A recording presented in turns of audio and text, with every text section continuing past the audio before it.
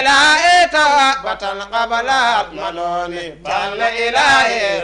بنا بلي نجاة وأزلي والمسيقة والقدين أوترنا وكيل نصافي فينا مجير ولا في صناعة زهير سماء في صناعة جدير ومفتاح ومصباح منير جواد المصطفى عين العيون ياري ومفتاح ومصباح منير جواد المصطفى عين العيون ياري إلهي يا إلهي يا إلهي إلهي توبة قبل المنون قال إلهي ربنا بلي نجاة وأزلي مسيخة والقدين أودرنا داء ليلة الرب القدير به أسرى وجبريل وزير وأسرى فيل ميكال سمير مناجى المرتدى بصيرا وليس على مخيب بالزنين يا مناجى المرتدى بصيرا وليس على مخيب بالزنين إلهي يا إلهي يا إلهي إلهي توبة قبل المنون قال إلهي ربنا بلي نجاة وأزلي والمسيقة والقدين جن نسيء بسرية قد أتانا فسيء برسالة قد أبانا كريم بنجاة قد الأبانا وعين الخلق أين القنان يباعت من أتاه من العيون يا وعين الخلق أين القنان يباعت من أتاه من العيون يا إلهي يا إلهي يا إلهي إلهي توبة قبل المنون قال إلهي ربنا بلي نجاة وأزلي مسيخة والقدين فوجرنا له عين وعين وعين له وكل عين وعين وعين ما ابتغى عين وعين به عين ولله ليس عين يماثل به نيل عيون يعرف به عين ولله ليس عين يماثل به نيل عيون إلهي يا إلهي يا إلهي إلهي توبة قبل المنون قال إلهي ربنا بلي نجاة وأزلي مسيخة والقدين وجرنا له صرف على صرفه سعير له نور على نور المنير وإيجاز لذي بصر البصير وإذلال بعين في أجير فإراس له كل العيون يا وإذلال بعين في أجير فإراس له كل العيون يارنا إلهي يا إلهي يا إلهي إلهي توبة قبل المنون قال إلهي ربنا بلي نجاة وأزلي مسيخة والقدين كان واصل الخلق فرع بان منه ومنه الماء منه اللين منه مراد الخلق إيجادا بكنه عاجز إيجاد والإمداد منه نبي بسنة العين العيون يعرف إيجاد والإمداد منه نبي بسنة العين العيون يارنا إلهي يا إلهي يا إلهي إلهي توبة قبل المنون قال إلهي ربنا بلي نجاة وأزلي مسيخة والقدين كروي وقبل العرش والكرسي دورا وقبل اللوح والأسماء سورا وقبل القبل آل سما زورا وقبل القبل آل سما وقبل وقبل القبل آل سما زورا ياري وقبل القبل آل سما قبل القبل آل سما زورا ياري وقبل القبل آل سما جنبوري قبل القبل آل سما زورا ياري وقبل القبل آل سما وقبل القبل آل سما زورا ياري وقبل القبل آل سما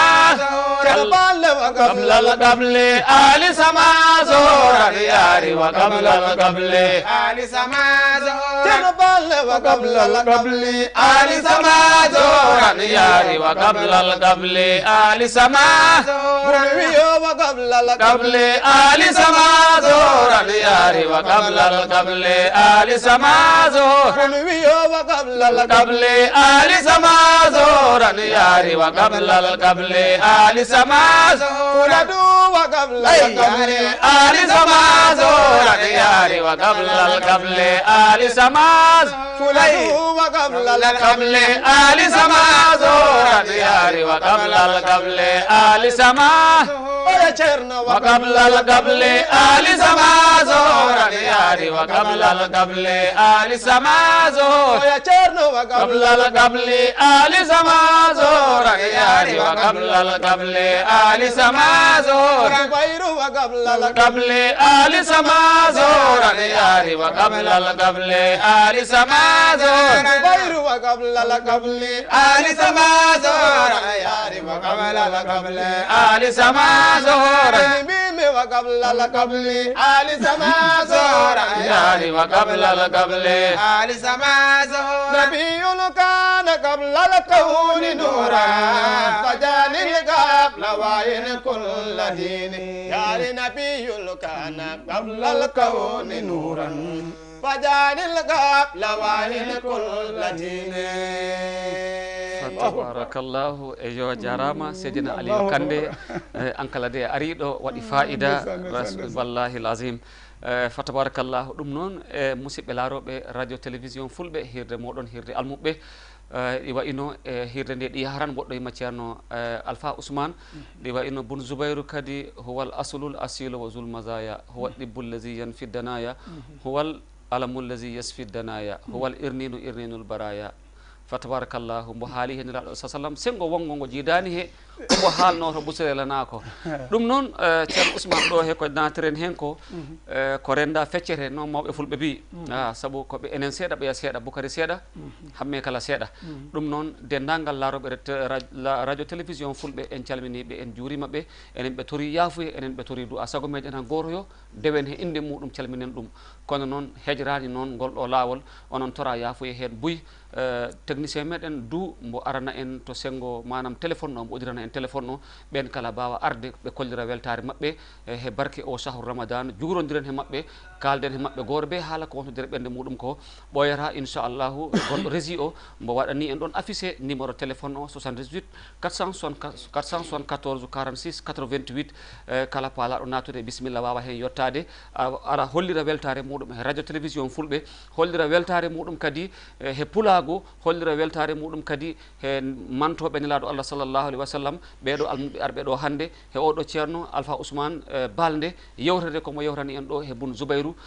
mbo heeɓi hen fa tabarakallahu mbo ñafi hen ñafande wande fayida te ɗi wayino hewɓe amen baaɗo no min ni ɓe pamano ɗe gueɗe hen nombo sippirira toon to birasude mbiɗa de ha nombo sinciri toon he nombo gardira toon te ceerno Ousmane mbo waɗani hen adresse o ha laaɓi ay mima Kolda ɓaga lawol tankanto aywa jaaha sare ɓa jeega jaaha sare tenen jahoya guuri tabarakallah ɗum noon ɗi wayno e woodi palaɗo yettade téléphone he 78 474 46 88 assalamu aleykum maaleykum salam bisimilla bande salminama juurama jarama ko hombo ko min Aissata Mbaalo ɓe andude Mbaalo banna Mbaalo no émission o welide aye jarama a weltanama Mbaalo en kala mi beltima ɓerde ɓuuri pulle hande ɓerde wi larate hen yo Allah weltano en Mbaalo ceerna jogi wonama mo ñagana duuɓi juɗɗi e bakkane moƴƴe amin amin Mbaalo andoɓe daaɗe mumen ɓe ndeysan ɗo de wonno hunde ɓernande ɓuuɓi yaami wawra lebde alhamdulillah mbaalo an kala mi juurimama mi salmina famille o piiw awa mbaalo awa jarama Tiwawon mo fi calminima eyo Tiwawon fulɓe yo bisimillah awa jarama balde banna eyo mbaalo banna balde banna a jarama a weltanama en calmini joom galle o e dendagal musidɓe meɗen wonɓe toon to Tiwawon fulɓe ko wayno ceerno men ceerno Mahamoudou Sabali e ceerno men ceerno Abdoullahi Tall ceerno men ceerno Alhousseyni Balde ceerno Abdoulahmadi Balde en assalamu aleykum ɗum noon musidɓe ceerno Ousmane ko mbiyeten yimɓeɓe kala paalaɗo nattude waɗa feere uyra volume télé o ha heddo cetti walla kuppa o carrément heɗo en he téléphone he ɗon ɓurta yawde ɗon nanodiral ngal ɓurta rewde lawol so tawede joom on noon kala naati han raɓɓinɗina pour wonɓe heɓaɓe mbawa natude ɗum noon aywa 78 474 46 88 assalamu aleykum waaleykum salam wa rahmatullah bisimilla musidɗo a yettima